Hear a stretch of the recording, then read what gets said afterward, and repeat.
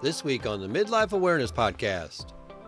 That we really need to respect the differences that each of these religious traditions brings. And I'll just make a parallel with, I think, the conversations we have about race. You know, to be colorblind used to be 20, 30 years ago, the way we talked about, you know, having racial reconciliation. But we've learned that actually that then can sometimes flatten out voices that need to be heard, because we really do see the universe, the world, nature in different ways, from different racial, backgrounds and context, and we see them also in religious context. So I really wanted to make sure I pulled that out. These religions do have some differences in the way they approach life, and we're going to have a great conversation if we recognize that.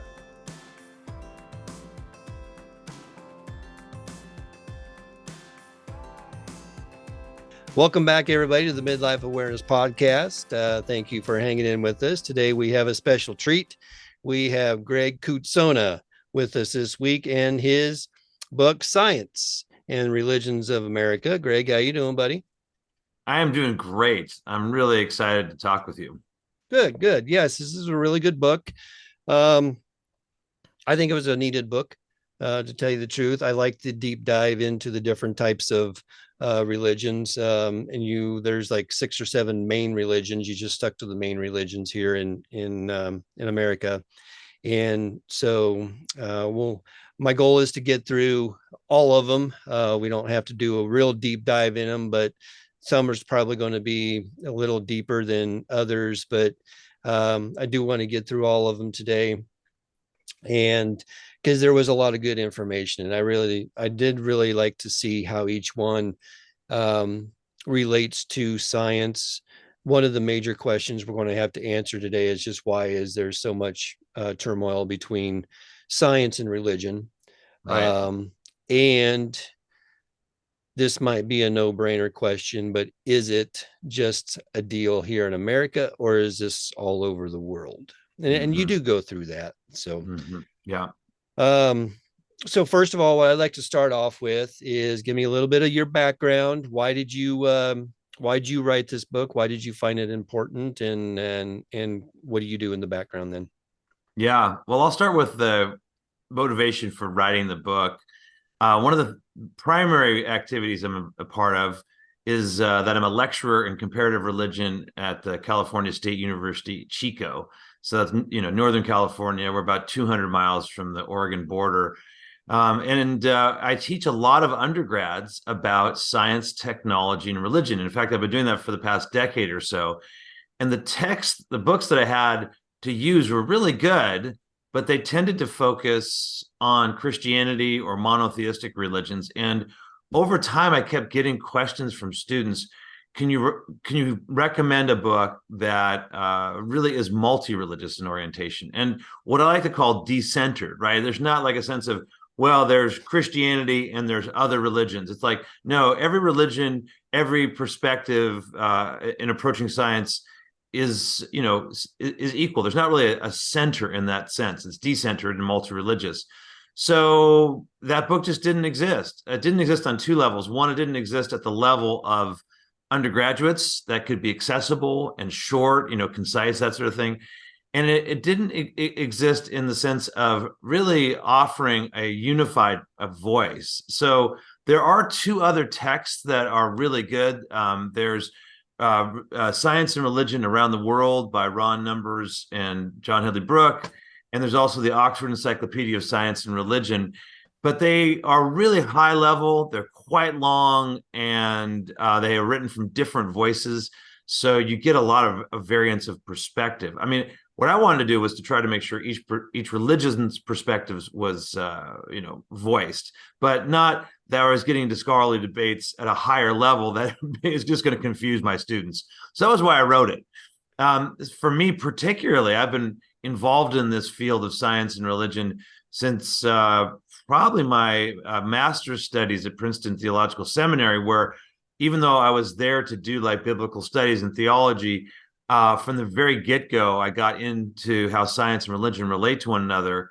And then when I did a PhD in science and religion, or science and theology at the Graduate Theological Union in Berkeley, it was a multi-religious context. So we just got right into not only how does Christianity see science, but how do other religious traditions engage with science? And then, just personally, I think we live in a world in which science and religion are major cultural forces. So to have cultural literacy, to be able to understand people around me, and just because I love the topic, I thought, let me go deeper with this. So there's like that personal side, there's the vocational side, and then there's the biographical side, all of which might get unfolded or become unfolded as we talk. But I hope that gives a sketch of why I wrote the book and what motivates me to want to talk about science and religions in America. Now, did you feel that there was a need? Was this students coming to you with a longing to know more about the linkage between science and their own religion, or was this something that was just they wanted to know other religions and how they relate to it? The context of my university teaching is in a secular state university, so it's quite broad, the students that come to me, and Right. some are really interested in their religious background. It's primarily Christian, both Protestant and Catholic, but also increasingly Muslim, Jewish, and some other like neo-pagan approaches to spirituality. So that was partly people wanting to work out their own spiritual life, but also people who maybe were antagonistic or just neutral to religion and want to know what are all these different traditions about. And I think students today, and most of us today, really understand the complexities and diversity of the world. So we know that there's a lot of religious traditions out there, and to just have one or primarily talk from one angle doesn't seem to really address the topic. So for personal reasons, if people were part of a religious tradition or were just interested in this topic, they wanted to hear, well, how does this actually work out in the world? And particularly this book focuses on the United States. So I think it was something that whether people were identified with a particular devotional aspect to a religion or just more generally interested, they both sides of that equation, or all sides of the equation, wanted to know about the multi-religious approach. Now we go through 7 different, I believe it was 7 different ones in the book. I'll list them here real quick so that everybody has an idea of what is in the book. And I'd like to, again, spend a little bit of time with each one. Now, probably, again, there's going to be a couple, 3 of them in here that we probably spend more time on, but we'll just take it as it goes. The first one is Christianity. And I think you go through, don't you list these in like the, not necessarily importance, but in American culture. So Christianity, the spiritual but not religious, Buddhism, nature religions, Judaism, Islam, and Hinduism. So these are all the different types of religions that are talked about in this book. Right. So and just say, Dennis, I used a technique that Stephen Prothero uses in his excellent introduction to religion called God is Not One. And he just talks, he identifies in his book the impact of the particular religions on the world. So he starts with Islam and goes then to Christianity. For me, I was wanting to say, well, what's the impact of each of these traditions on American culture? And that's how I list them. So just to be clear about why they're listed that way, it is only a way of not having, I don't know, my own biases, I hope, represented. But what do you need to know about first in terms of priority and impact? No, I think you were pretty clear in the book that you did everything you could to leave any kind of bias out of it, and which I really appreciated that, because it was a pretty deep dive. Can I just say one more thing? Sorry to interrupt your flow here, but no, you're good. When I was interviewed by Trip Fuller on his podcast about the book, he really enjoyed the book, but he also was like, Greg, I just wish at some point I heard more of what you really think. You were too neutral. I was like, well, that's exactly what I wanted to be. So that was an accomplishment. There's this great saying from a person we might not expect it from, the Protestant theologian Karl Barth. He said, when you're talking about somebody else's perspective, you want to imagine them over your shoulder listening and nodding in agreement. You know what I mean? So when I'm talking about Islam, I want my Muslim students and friends to be saying, yes, this represents what I believe, or it's a reasonable, generalization, right? And that was a really important part of the book for me. Well, and quite honestly, I think that we need to do that more often in a lot of other things in Yeah, life, absolutely. try to take someone else's perspective and try to learn and see where they're at. So um there there was some quotes in this book that I really enjoyed. I wrote down a few of them. So from time to time, I'm going to go through some of your quotes in there, and I'm going to actually end. I'm going to end on one that I just really loved, and I believe it was back towards the back end of the book. But so, what if anything? Well, as you were studying for this, doing your research, writing the book, what if anything surprised you as you were reading and as you were writing this book? Well, there are a lot of surprises in the book, and that's part of why I like writing books, honestly, because I'm naturally curious and I love to learn something I never even knew I was asking about.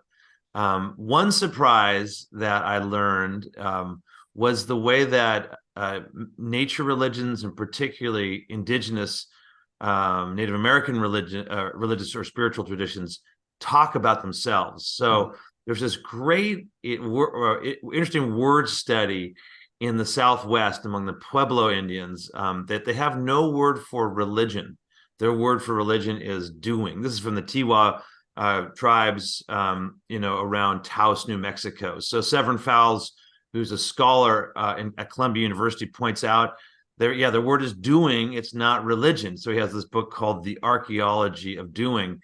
And, I think this is a really important linguistic lesson, because we have been generally schooled in the idea that there's secular and there's sacred and there's holy and there's profane and there's religion and there's the rest of life. And in the Native American spiritual traditions and many others, I mean, I want to just niche it there. There's a sense that you do religion. It's part of who you are and who you practice. And if you want to substitute in the word spirituality, that's just fine with me. We could talk about those definitions. But my point being, it's a much more integrated way of seeing life. And I know we're going to get to Native American as part of nature religions, but it's part of their understanding of the interconnection of the universe, right? There's not this strong nature, supernature, or divine and world distinction. You find sacredness in and through the natural world. So once again, that was a really big lesson for me. And I am a Christian. I identify as a Christian. And I would say that it really resonates actually with how I see my faith, to be honest. Like, I don't really want to separate who I am, in a church experience from what I'm doing when I'm making coffee or, talking to my wife or something. I want to see an integration. And it was really powerful to learn that just from the vocabulary of this particular Native American tradition. Yeah, that was one thing that as going through here writing notes when I was preparing for this episode. That was one of the things that I wrote down about the nature religion was, the fact that it is a doing, you know. So we'll get a little bit more into that a little bit later on.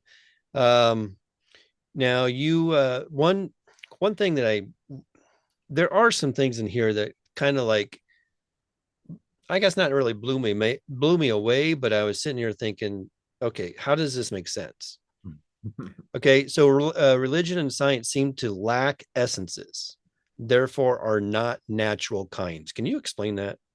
Yes, and there's a lot of philosophical background to that. So that's one of the things in writing a book that's more accessible. Sometimes I just have to almost make a broad reference to a longer conversation in case one is interested. So there's this idea in Aristotle that there are natural kinds. There are things that we know what they are just by their nature. So there's a difference between, say, organic and inorganic. I'm now giving my own example. Like, we know that things are alive, largely speaking, and things are not alive. Those are natural differences. Now, the difference between, I'm a beer person, between an IPA and, let's say, a stout, those are not natural kinds in the sense that they don't emerge from nature. They emerge from the artifice, the culture, the use of human beings. So they're good, they're different, but they're not natural in the sense that we would think of a natural kind that comes directly from nature. And then when we get into the idea of, what's religion or what's culture or what's politics, any of those kinds of things, they are constructed identifiers, but they don't exist in a natural way. And so we have to recognize that the contours may or may not be accurate that we're drawing when we come up with those words. And that's particularly true with religion. We can go deeper in. It's a very contested word. I still use it, obviously, but there's some questions about the use of it. And then science even actually is not as monolithic as people might think. They're not natural kinds. They describe human activities, and they're helpful for us, I guess, is the way to think about them. So that's what I meant by putting that into the book. There's some fluidity here. Yeah, you talk about fluidity quite a bit in the book, and then one of the reasons why I guess that kind of popped out to me was in not too long after that you say something about it seems that our brains are hardwired for religion. Okay, Yeah. so how so? Well, there's those studies that have been done. For example, my colleague and friend Justin Barrett, who's done with has used and also done some of his own with young children, and there tends to be a direction toward belief. He has his book Born Believers, again, Justin Barrett, where he describes some of these just natural tendencies that we have to see supernatural agents in the world, to imagine purpose to activities, to believe that there's morality. We're talking like 3 and 4 year olds, right? So it's before you've been taught one way or another. These seem to be natural parts of the way our cognition is structured. So let me just talk about that really quickly on one of those examples. It's this great idea called promiscuous teleology. Isn't that a great phrase? Yes. So the idea is that we tend early on to ascribe that there's an agent or there's an actor doing something. So like there's a door to my left here. If it just opened, I would naturally think someone opened it, and I wouldn't say, "Oh, a door opened," and whatever. Like I would be startled. I'd want to look at it, and the evolutionary basis of that seems to be that it's helpful for us in terms of survival to ascribe agency to that, so that when the door opens and it is somebody that is a predator or an assailant or whatever, I'm ready to go, right? Even if 9 times or 9 times out of 10 or 99 out of 100 I'm wrong, and it's just say my wife Laura coming in, or my daughter Melanie or something.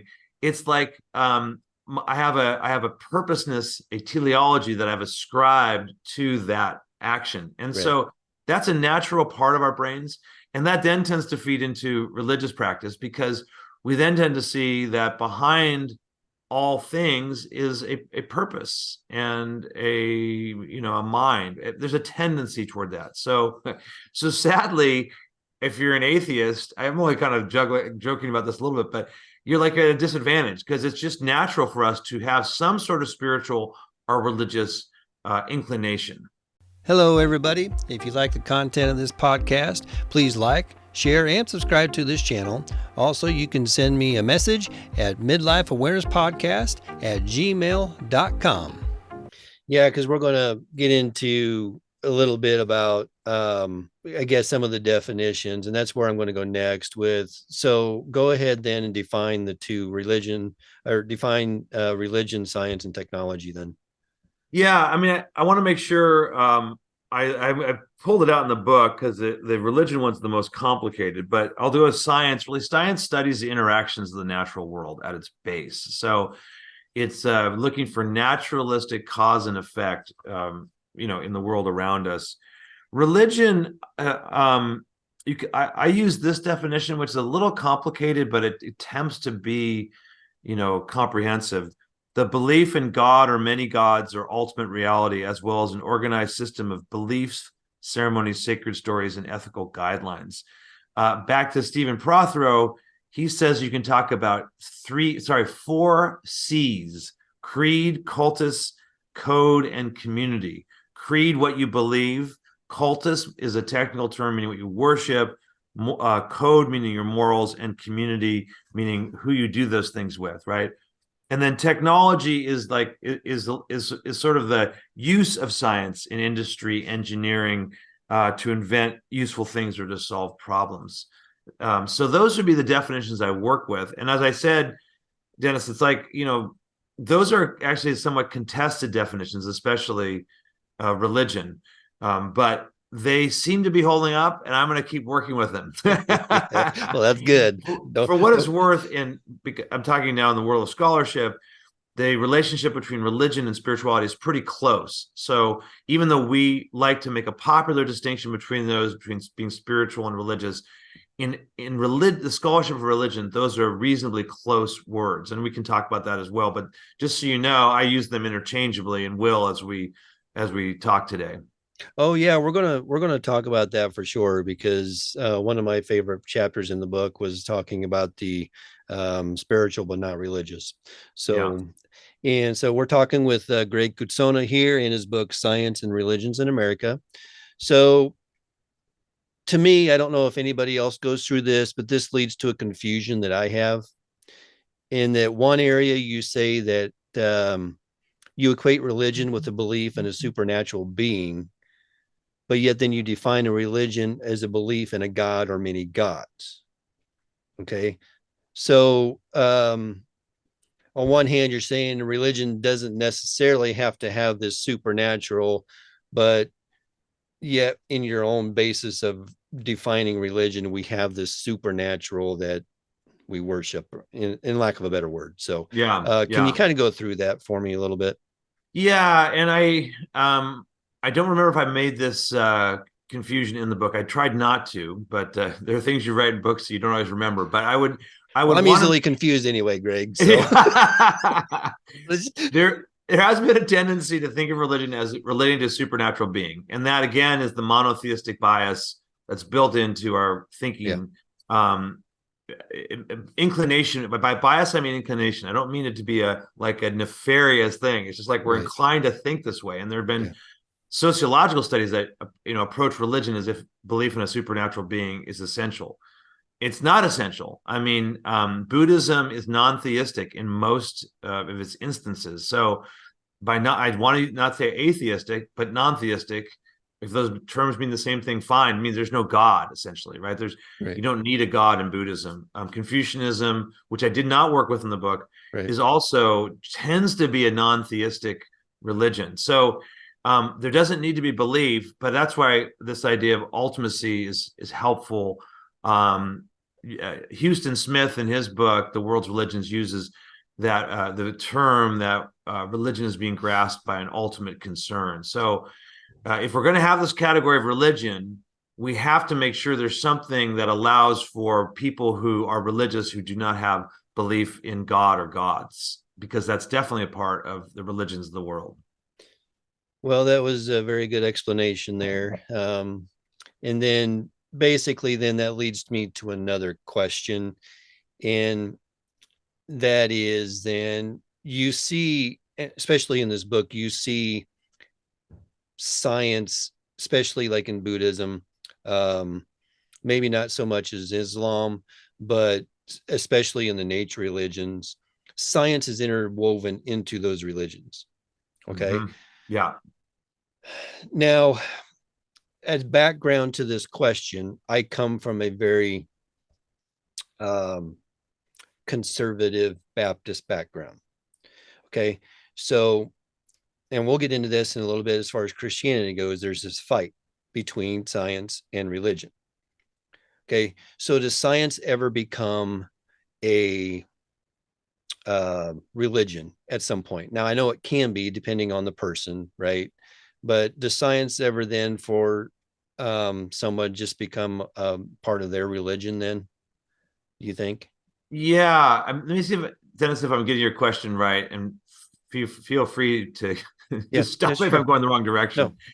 But if we think of religion as this idea of what is ultimate in life, science can have that function in people's life. yeah, That it gives you ultimate answers, final answers. And then there's this weird because it's weird to our ears, this idea that Elaine Howard Eklund, the sociologist, identified in one of her books her book on atheism, that there are scientifically spiritual atheists. That may be put in a different order, but in other words, people who find spiritual depth in their science, though they are atheists. Alan Lightman, the physicist and prominent writer, is one of these people. So there's that side of science, right? And I think when you look at conservative Christians' concerns about science replacing religion, this is, I think, an intuition that is not entirely inaccurate, right? I mean, science gives some pretty powerful answers to these really deep questions that we have. So in that sense, it can replace religion. There's the other side of it, which is, and many of the people that I encounter, I'll go two different directions. One is they see their science as worship. And this is particularly with my friends who are Christians in science. So like Jennifer Wiseman, who's leading astronomer at NASA, Francis Collins, who just retired as the head of the National Institutes of Health, they'll use that language, and they have used it. That their science, the practice of science, is an act of worship. So, it's almost like it becomes part of their religious practice and spiritual practice. And then there's that angle that you mentioned at the beginning with nature religions, and I think Hinduism would fit into this, which has an interesting connection with nature religions, is that science is recast in a certain sense, so that the understanding how science is done, it's done in almost what we would think of as a religious or spiritual way. So there's a lot of different ways to mix that. I hope I answered the ways that it can be understood. So I guess I'm saying there's a yes, but the yes has a variety of ways that it is then unfolded. It's a yes with a caveat, and actually that's what I was looking for. I think we're at a especially in today's society, I think that we are in that mode now where it can be a yes, but there's so many, and you go through this in the book too, with every religion. There's different, some are just really hardcore conservative, even in the Muslim religions, and each religion has that. And then there's more of the I guess, for lack of a better word, open-minded ones and stuff like that. But so one of the quotes I said, we're getting into our 7 realms of religions. We're going to talk about Christianity first, and we don't need to spend a whole lot of time on here. I just want to hit kind of like the high points of each one. And this is kind of where I was getting at, I think, with this question, is you had a quote in there where conflict sells and the process gets warped. And I think you see that a lot. Especially in Christianity. We talked about it earlier, whereas you got this belief in God, and you've got this belief that God is in control of everything. He created you, all this stuff. And so the conflict between religion and Christianity and science is this fact that science is now coming in and saying they're playing God, and that type of thing. So I can see where that conflict comes in. And then, if you want to be real honest, everything comes down to money, right? So conflict sells and the process warps itself. So that's basically where it comes in at. So one of the things when I was going through Christianity, though, is and I've seen this, I've heard this lately too, and you brought it up here, where many Christians don't take the Big Bang seriously, but yet you say the Big Bang supports the teachings of creation. So how is that?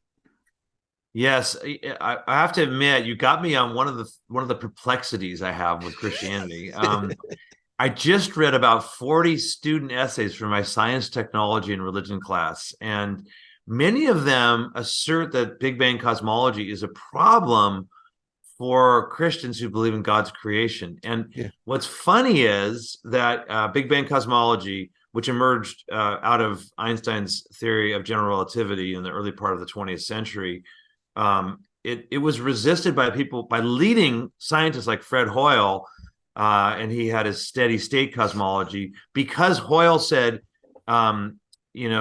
Big Bang infers a creator, a beginning point. He wanted there to be, the universe was the same throughout time. And there's a quote in the book, which I think is fascinating, from the Dalai Lama, the head of Tibetan Buddhism, who says, well, if there's Big Bang cosmology, cosmology, that implies a creator, and Tibetan Buddhists do not believe in a creator, so we're going to have to reject that, right? So there's that. There, to me, that's intuitive. Now, the reason it's intuitive is because I mentioned earlier that science describes the interactions of the natural world. God is, in Christian viewpoint, a non-natural agent. God can interact with nature, but there's no contradiction between God acting in nature and natural circumstances being uninterrupted. So Big Bang can happen, but we can say that's the way God caused there to be creation. That would be a consonance with how creation would be seen.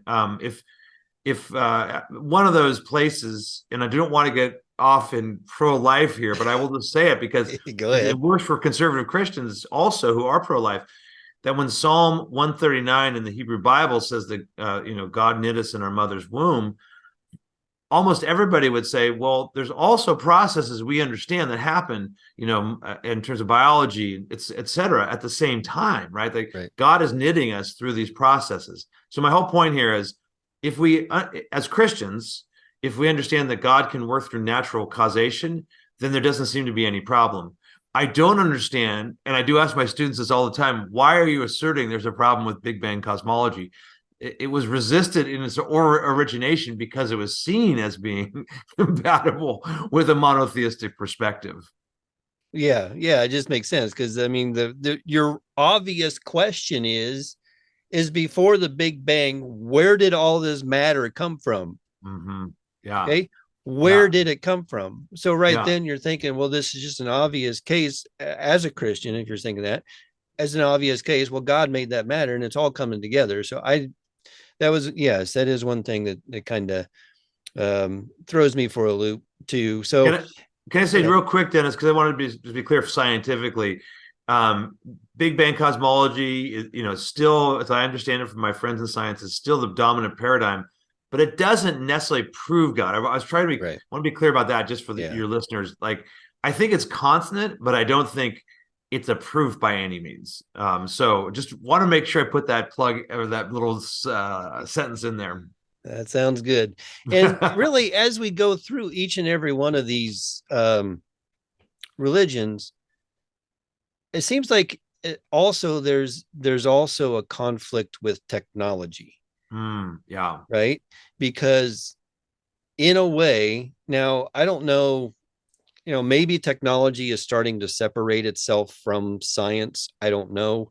But I mean, obviously, things that lead up to a lot of our technical advances come from science, right? So there's always this thing of, well, we can accept the technology that comes from science, but we can't accept these other things. Mm-hmm. And so we're going to leave that there, I think, because the next one I want to talk about is the spiritual but not religious. And I guess correct me if I'm wrong. Is this one of the, I guess, fastest growing segments in religion? Yes, it is. Yes, it is. Yeah, definitely. And especially as it's connected with this growth of what's called the nuns, the Yes. NONESs, the Yeah. not religiously affiliating. So yes, absolutely. You had a quote in there. It says, religion is for those who are afraid of hell. Spirituality is for those who have been there, Mhm. perhaps through the violence of religion. So that's kind of where we're going with the spiritual but not religious. And one of the things that really stood out to me, and okay, so I have kids that are college age, so they fit into this paradigm. And going through your book, one of the things that just, I guess, floored me in a way, that I'd like to talk to you about is you said that one of the things about the spiritual but not religious is the individualism. Mhm. Okay. So it makes sense to me in one way that they're trying to, and you go through this, but they try to pick like maybe the best parts of each religion and try to, kind of incorporate them into their lives. Okay, how many people go to yoga? How many people do this or do that? So they're trying to incorporate a lot of different things. Okay, but the individualism one kind of struck me because at first glance, I guess you don't necessarily see um, the younger generation as individualists. Mm, mm, So that really stood out to me. And the reason is this. Uh, Sometimes I like to think of irony when I'm reading something, because this younger generation, the Gen Zers and stuff like that, I throw evangelicalism in there because evangelical at one point was big on individualism. um the rugged individualists, those old John Wayne movies, and that's what we incorporated in and stuff like that. But yet that group now has become very group oriented. It's no longer individualistic. And I mm. thought that that was an irony here, whereas now these young people growing up, they're kind of making up their own minds now. So can you kind of go through that? Um, are there more people going away from religion to going into the spiritual realm? They still believe in God, but yet they don't necessarily take all the shackles of a religion with them. And how is this relating now to the science part of it? Which, I mean, the obvious thing is the technology, because everybody's on their phones nowadays. But is there something different on the science side of it other than the technology that you see here? I'm going to start from the end and come backwards. But Okay. just to say, I think science and technology for the spiritual but not religious is a major factor. So It is. there's actually a correlation, I think. And you're right about technology. That's what helps us to see all of the options that there are. And so people want to draw from a large variety of options in creating a spirituality that works for them. I use the image of streaming spirituality or Spotify spirituality as opposed to LP religion, Yeah. meaning that when I grew up, it was like my first date with my wife decades ago. We went to Tower Records, this huge record store in California, and we'd look through the LPs, and we'd find one, and we'd go home, and an LP, you play one side and then you play the other, and it's one artist.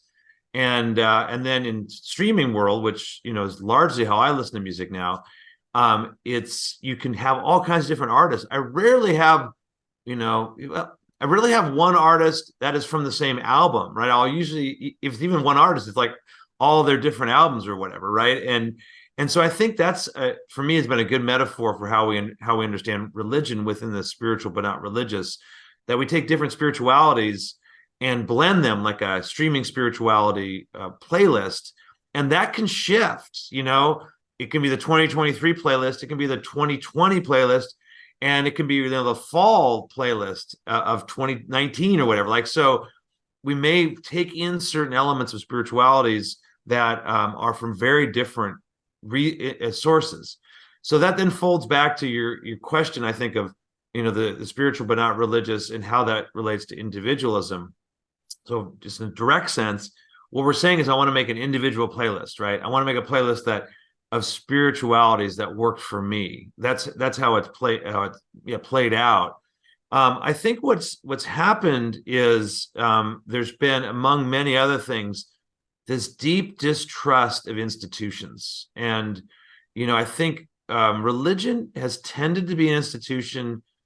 I'm old enough to say that in earlier parts of my life was fairly well respected. Even if you didn't agree with it or weren't part of it, you would respect it and respect the people in it.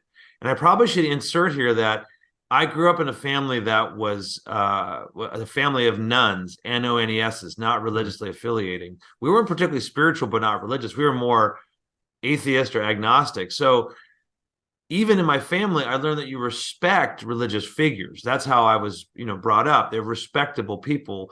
Well, I mean, now that's just been tested in so many different ways that Right. we can It get has. into. And I think what's happening is, as a part of so much testing and scrutiny of, other structures, we're saying we can't necessarily trust religion, but maybe we can draw some spiritual input. And I think that's where the individualism comes in. That's part of this demographic.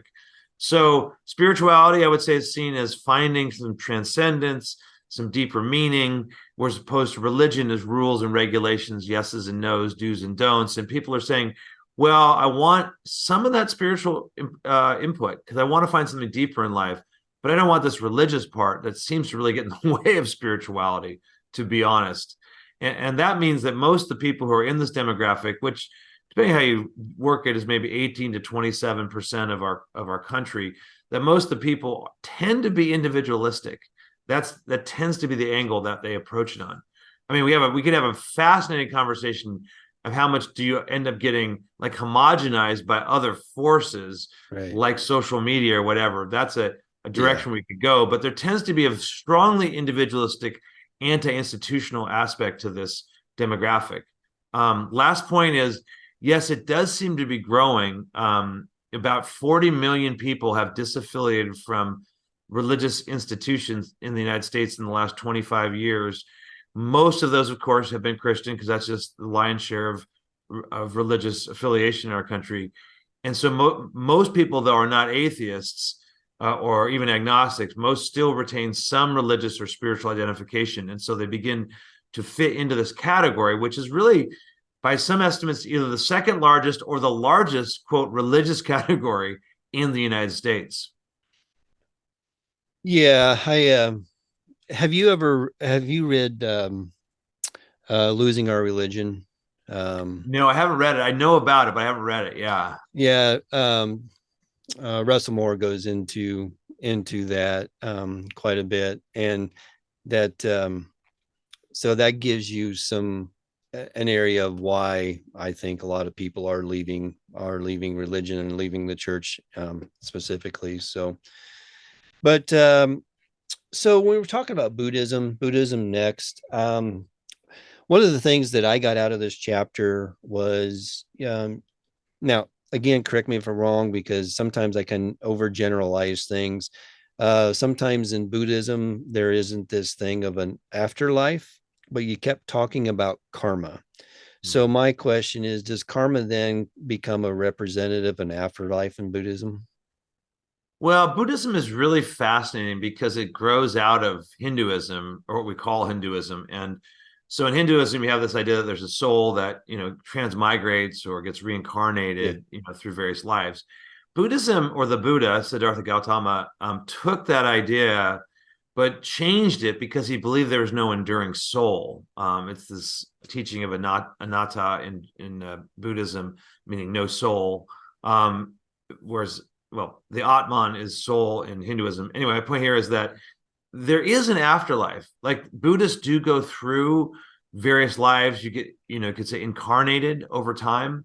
But at the end of the day, this is what's so confusing. So if it doesn't sound like it makes sense, believe me, this it is hard to make sense of this one for the way we naturally approach Buddhism as American, as people in the United States. right. But it's a flame that's moved from one embodiment to the next, and then nirvana is the extinguishing of that flame. That's the ultimate extent to which the Buddhists want to go, but it goes on for a long time, this you might call it reincarnation or whatever. My colleague Jason Clower, when he was teaching a class on the afterlife and death and dying and stuff, he's a practicing Buddhist, and he said, the idea of Buddhism is that if you had a bird that dropped a feather like every year, and that feather was dropped onto a mountain, and it wore the mountain, a large mountain down to the ground, that's how long it takes to get to nirvana. So there's a lot of time spent, but the ultimate is not to live, in oneness with ultimate reality, as in Hinduism. It's to actually be extinguished or to achieve nirvana is probably a better way to say it. That's, you're beyond this separateness of your soul and the universe around you, the interconnection of the universe. We're talking here with Greg Cootsona in his book Science and Religions of America. And I had an idea that this one we could probably spend 2 to 3 different hours on talking about all this, because totally. now I'm looking at the time and I'm saying here, yeah, we're going to have to kind of go through the rest of these pretty quickly. But there's just, I mean, the book is just full of information, and it's not that really, it's not that hard of a read. It's not, you can get through it pretty quickly, but there's a lot of information in there.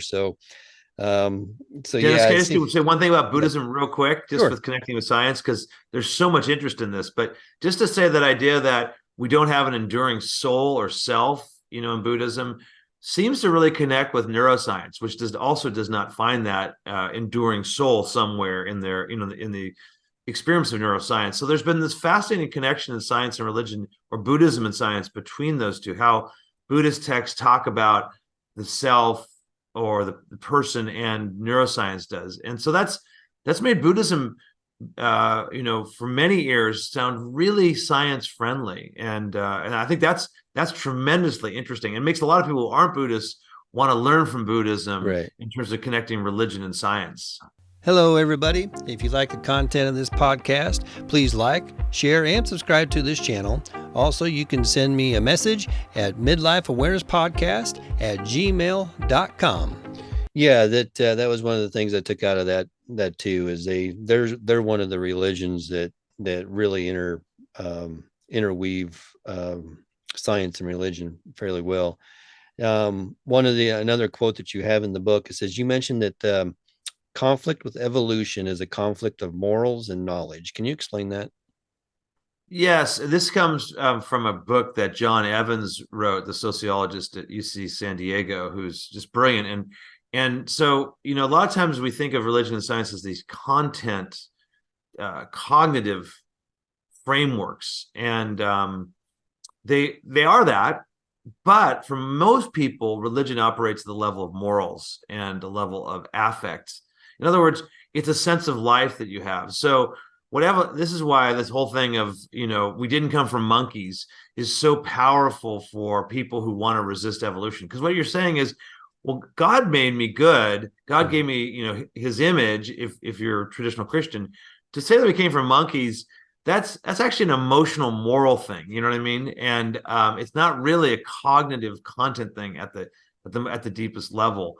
And here's something that we can probably resonate with the more conservative people. If we're, we accept evolution. One of the things that was behind this famous Scopes trial in 1925 in Tennessee was that within the textbook used, called Civil Biology, there's what we call eugenicist passages, which basically said, hey, we breed animals to get better over time. We should see human beings in the same sense because of evolution. We're going to keep getting a better and better population. People that aren't, strong or maybe mentally or physically deficient, they need to be, in a sense, pushed aside, kind of like we do with other animals. So that was a side of evolution that was prominent in the 1920s, and that Christians, in this case, were saying, no, we can't do that. We want to. It's a ethical resistance we have to this kind of teaching of evolution, this social Darwinism. So I think that's Evans's point. A lot of times, science and religion really come together on ethics and morals more than on cognitive content. So a person like me is trained in the cognitive content, but Right. most people who are talking about it are not talking about it from that perspective. Right. Because the next area we're going to get into is the nature religions, and they rely heavily on nature. And now you mentioned a little bit before. I had actually written down a lot of the stuff that you talked about earlier, as far as with the nature religions. It's an act of doing. Okay. A couple of things I want to point out in here, and you can kind of go through these a little bit. Number one, as far as the nature religions, it's more of a horizontal relation than a vertical. That's something that we're, kind of counterintuitive for us. Can you go into that a little bit?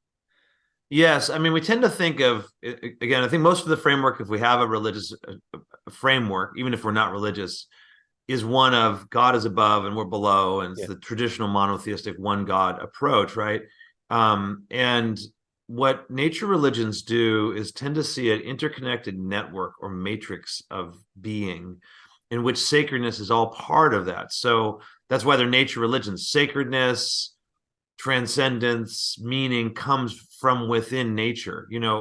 But go back to a kind of a gross typology of, say, Christian or Islamic thinking would be God is above, nature's beneath, God is separate from nature, and therefore they're to be distinguished. We could moderate that very easily, but that's a tendency of a conception of what monotheistic religions look at.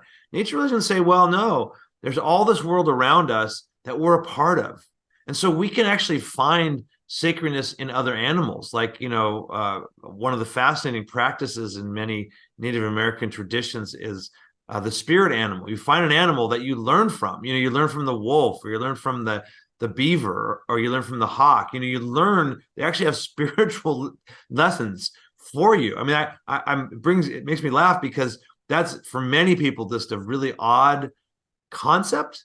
On the other hand, I'll bet you talk to any dog lover, they're going to tell you they learn faithfulness and unconditional love from their dog, right? Yes, So, exactly. in other words, it's very intuitive to us. So anyway, that's what I think I put in the book, this idea of a horizontal instead of a vertical relationship with the sacred or with transcendence. It's, you transcend within the nature, within nature. And I'll just say one other thing, Dennis, if it's okay. When I put in nature religions, I made a combination of of Native American traditions, of paganism or neo-paganism, and of religious naturalism, sort of all together. We could also distinguish those, but again, for the sake of this Yeah. book, it Yeah. was I hope a pardonable way of bringing together various traditions, and other scholars do that. So I felt like if my friend and excellent scholar, this Sarah Pike, does it, then I feel confident that I can do it too. Yes, this is one of those books that you probably could have wrote a lot more in there, but it's but there's a lot of information in what it's in there. And one of the things that you had in there as far as the nature religions too, and then we'll move on to Judaism. A lot of times I think we get myths wrong. Um, you said in myths, they're meaningful stories, they're not fiction or not even lies. So, can you go into that a little bit? Because I think a lot of especially like the Native Americans, they go, how they learn about life is through storytelling. Right, So, right. can you go into that a little bit?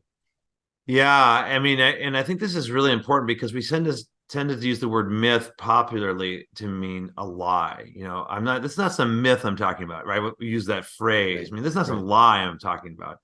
And these stories in Native American traditions don't need to agree with one another to talk about, say, the Great Spirit coming in and causing the world to be, or how in some of the Native American stories, which actually is similar to the Genesis story at a certain level, the other animals precede us as human beings, and in a way we learn from the other animals in the creation stories.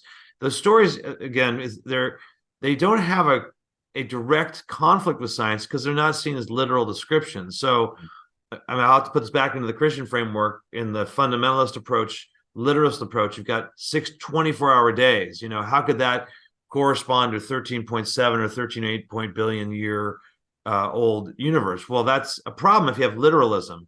If in the Native American stories you have, I could point to my right, there's a mountain called Table Mountain, and the Machupta Indians, or the Maidu, excuse me, who are our local tribe, say that that's where the first human being came from, right?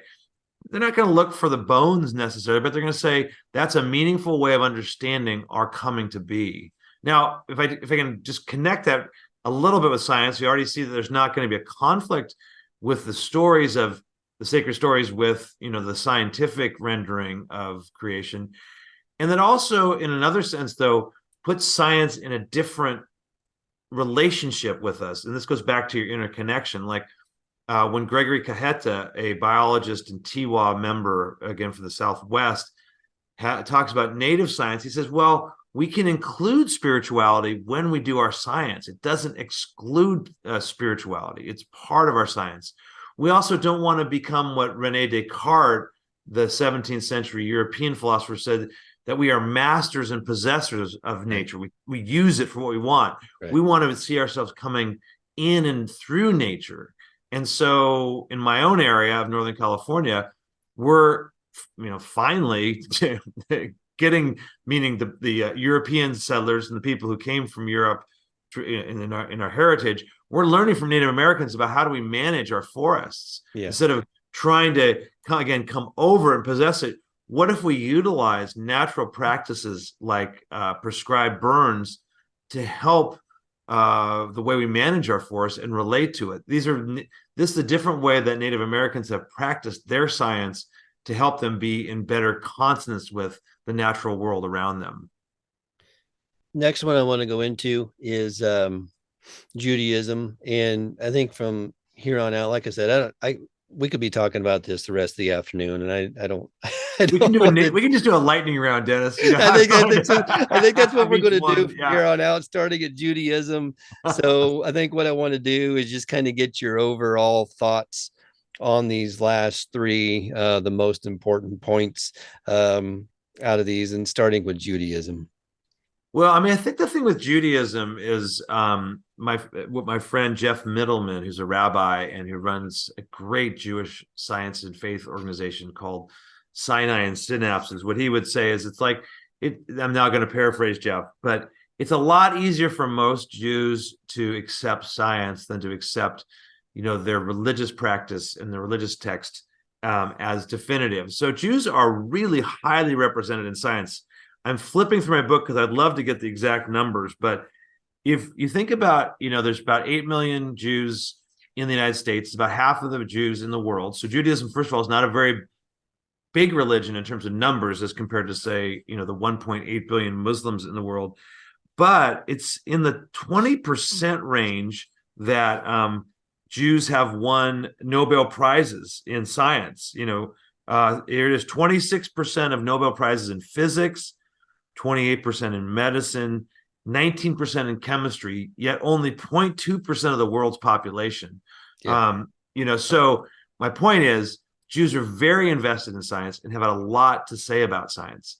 I think I would then add to that, given their size in terms of population, and given the history of, say, anti-Semitism and the Shoah or the Holocaust, Jews are particularly interested in science as it relates to, how do we care for, our people, and how do we care for what is healthy and good for, the ongoing place of Jews in society. So one way that Jews have related to the wider society is to become great scientists, because that helps Jews to have a prominent voice and not to be, ultimately to become, victims of anti-Semitism by being marginalized entirely.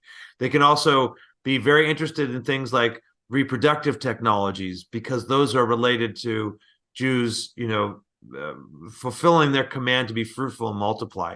Those are a couple overviews. I just say that overall, the Jewish engagement with science has been very positive and incredibly outsized for the amount of Jews that there are in the world, and in the United States particularly.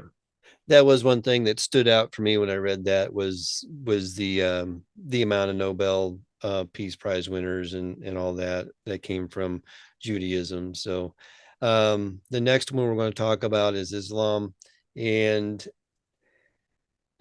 I know this could be a crude description, but a lot of times I think you can take Islam and Christianity and almost put them up side by side each other and not really distinguish between the two. So can you go into some of the major parts with Islam, please? Yeah, I mean, I think that's so fascinating about Islam and Christianity. I think you're right, both being monotheistic religions, that places their relationship with science in a very similar way. And because the Quran mirrors a lot of the emphases you find in the Christian Bible, that there's a lot of similarities there, right? There tends to be a resistance to evolutionary science, especially when it comes to the development of human beings in Islam, like there is in many parts of Christianity. So yeah, I think there's a way to connect those. And if you put all the Muslims and Christians together, you get over half the world's population. So in that sense, it does tell you a lot about many religious people in the world. So essentially, I mean, what you see in Islam is an early flowering of science, so let's say around the 8th to the 13th century. So that preceded the European and largely Christian scientific revolution of, say, around 16th through 18th centuries, right? And or even the 15th to this, 15th, 18th. So anyway, but the point is, Islam had this same flowering. Words like algebra, alchemy, alcohol, those are all demonstrations of how Muslim science, Islamic science came through the language of Arabic. And it seems to be, as philosophers and historians have looked at this, that when you say that there's a God who creates the universe with order and then gives us the understanding and ability and even command to study it, that you will naturally develop what we see as science, because you're saying here's a creation, not a chaos that can be studied, and that's the basis of science. So it's no surprise that Islam has had a long engagement with science. Now, at the same time, I would want to also speak to the scientists that I interviewed for this chapter. So each chapter, I interview a scientist from the religious tradition to make sure I'm getting it right as much as I can. So this is Nidal Gesum, and Dr. Gesum said, well, you also got to realize there's a strong anti-science and particularly anti-evolutionary science push in the Muslim world today. He saw that as really a problem for him as a Muslim, because there is such a great tradition of science in Islam that this current, it's not universal by any means, but this current resistance to evolutionary science is one reason that Muslims are not as prominent in science as they have been in the past. So I think there's a great conceptual, theoretical, and even therefore practical engagement with Islam, like Christianity, with science, because of God as creator and the ordered universe. And then because of the way that the texts are seen from the Islamic perspective, there can be a resistance to the insights of science that seem to contradict the way that particularly the Quran describes things like the creation of human beings. Real quickly, on this next one, is there a split between, because you mentioned a couple times in the book about modern science. First of all, real quickly, what is basically termed as modern science, and is there that split in Islam between the older science and the newer science, or the modern science? Yeah, so by modern science, I'm describing what we commonly call the science that emerged from the European scientific revolution, and that then was defined in the 19th century as, like I said at the very beginning, describing the natural causation and cause and effect in the world. So even in the West, before about 1850, we'll say, you could have God as part of what was previously called natural philosophy, like Newton's Principles of Natural Philosophy he wrote in 1687. God was a part of that description. So modern science tends to be non-theistic in that sense. It's methodologically natural. There's no supernatural component. And when modern Muslims look at this, they say, well, this is the definition that's been given to us by Europeans, and you can see what it's done to Europe in making it more and more secularized. We don't want to define our science that way. In fact, because God, Allah, is part of everything, we want to make sure we can have God be part of our scientific descriptions. And so there is a little bit of resistance to this, or more than a little bit of resistance to this concept of modern science among many Muslims. And that's a little bit of the debate that you read about in the book, and that's present in the way that contemporary Muslims are connecting with science in its practice. Last one you go into is Hinduism. So can you give me a lightning round on Hinduism, please? Yeah, and it's probably okay to be a little lightning round, because it's the probably the religion that has the least influence of these in the United States, but still obviously important. So a couple of items there. One is that because of the connection with India and Hinduism, and that most of the Hindus in the United States are immigrants, many from India or from countries very closely related with India. And many of the people in this demographic have influenced our technology, our Silicon Valley technological insights or other places. So Hindus are very connected with technology, is what I want to say. And that's a major influence. And to the degree to which science and technology can be seen together, that's a particular connection for American Hindus in science. I would also say that, and this comes from my interviews with both in nature religions and with Hinduism, that you could actually begin to make some connections between nature religions and Hinduism. That there's really a sense that God is, that Brahman, the ultimate reality, or even sometimes called God, is a part of all of the world, and that then means that science has a very spiritual component to it. And so Hindus are happy often to talk about God and science together in the same sentence, and will say, "Yeah, there's no conflict because God or Brahman has always been a part of everything I do." So what I want to do now is just go ahead and, in your own words, I guess, sum up the book, sum up what, anything else that you want to kind of hit at this point. Well, first of all, Dennis, or I guess I can call you Denny, but I'm still working with that since we haven't known each other that long. Thanks again for letting me talk about the book and the things that I learned in writing it. It's really a joy to have this conversation. I think what I did learn above all was that we really need to respect the differences that each of these religious traditions brings. And I'll just make a parallel with, I think, the conversations we have about race. To be colorblind used to be 20, 30 years ago, the way we talked about, having racial reconciliation.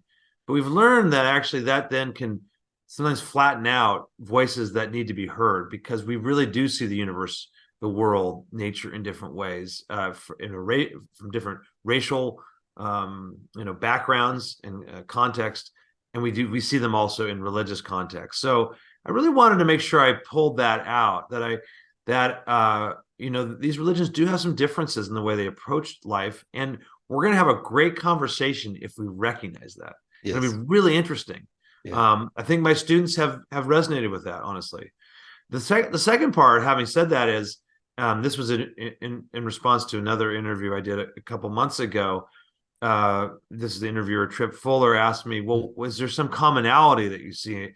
And I found myself saying, well, it's around what I would call meaning and beauty and happiness. And those are related terms for me, like human flourishing. Again, those are all related to me. That each religion wants to come into our world and to give us insights in how to flourish as a human being, to find deep joy and happiness. They want to come into connecting with the insights of what we call science and find what is good and true about those, and then sometimes reject what is untrue and what is deleterious about science. So at the deepest level, even though there's this difference of language and emphasis, I would say there's a common thread of seeking to find beauty and meaning. And so I close the book with quotes from Francis Collins, the Dalai Lama, and I believe it's Einstein, if I'm not mistaken, about how meaning and beauty are part of the scientific enterprise and how those are deeply religious and spiritual yearnings. Well, I'm going to close this session out with one of those quotes. So thank you for taking me down that road. Right? You sure did. You sure did. So the quote I'm going to refer to is this one. It says, "The fairest thing we can experience is the mysterious. It is the fundamental emotion that stands at the cradle of true science. He who knows it not and can no longer wonder, no longer feel amazement, is as good as dead in a snuffed out candle." So, Greg, thank you so much. Again, this was really fun. This was a lot of information. I understand that, but it was a lot of good information. And again, I think we could have talked for hours more on it, but I really did enjoy the book. And thank you so much for coming on here and talking about it. And on our way out, if you could give everybody out there a website or something that they can go to check out more of your work, and we'll take it out from there. Thanks, Dennis. Yeah, it's been, as I said, it's really fun to talk with you. So my own website, which is just my name, Greg Cootsona, GregCootsona.com, has a lot of information. There's another nonprofit that I work with to bring science actually to Christian congregations. It's called Science for the Church. There's a lot of material on there, and you can find my own material there as well. So those would be two places: scienceforthechurch.org or gregcootsona.com. And of course, my books are available on various sites. So if you want to learn more, feel free to look me up there. I guess I'll say one last thing, Dennis, Yes. is if people do want to email me, it's also really easy. It's just greg@cootsona.net. So I'd be interested if there are any listeners that have questions or want to find out more. It'd be fun to interact with you. Greg, thank you so much for coming on board here today. And again, the book was really, really good, really well written, and I appreciate it. So thank you. Thank you.